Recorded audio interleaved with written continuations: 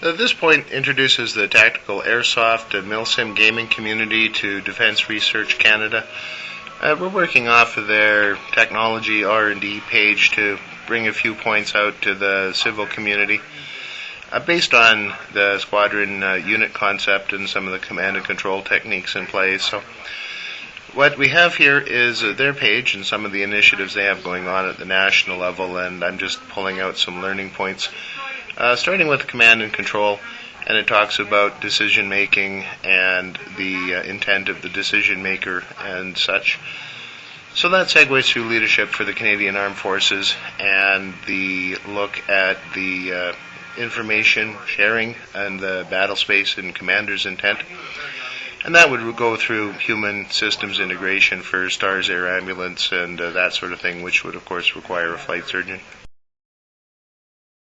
So borrowing from CF integrated leadership concepts, we see this model, and that has the flow chart for the aeromedical concerns. And we can segue over to the CIC's leadership concepts and borrow some graphics from Google Earth to show range of fire, this sort of thing. And a McFarlane military prop kitted out with airsoft props with this pricing structure and basically all available. What that gives us is this guy with the M4 replica and a view of the battle space through webcam technologies for GIS intent. Segueing over to behavioral effects, socioeconomic trends and strategies, and that brings us the combat simulator, which we've replicated with this M4, and this is in Canadian service as well, but with the GPS, webcam, laser scope, it gives us an object model to play with. So the video idea links through the milsim gaming community, and it gives you this effect at a local barn that we've set up as a bit of a range. And what we're looking for is the laser dot, time on target, and sort of a footage thing. And we'll segue as well to some moving video.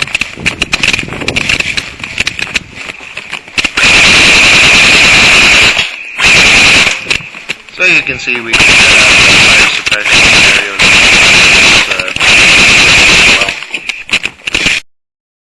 well. For the airside ops, Flight Sim 10 allows us to bring in a number of models.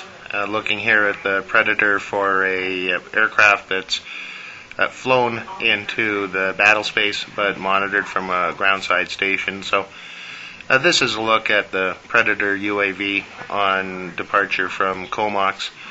And we'll go through the fourth wall to show the window of the Predator and the custom cockpit made up for FS and SimConnect in action as the position of the aircraft is being brought back and posted over to Microsoft and then Microsoft or Google Maps.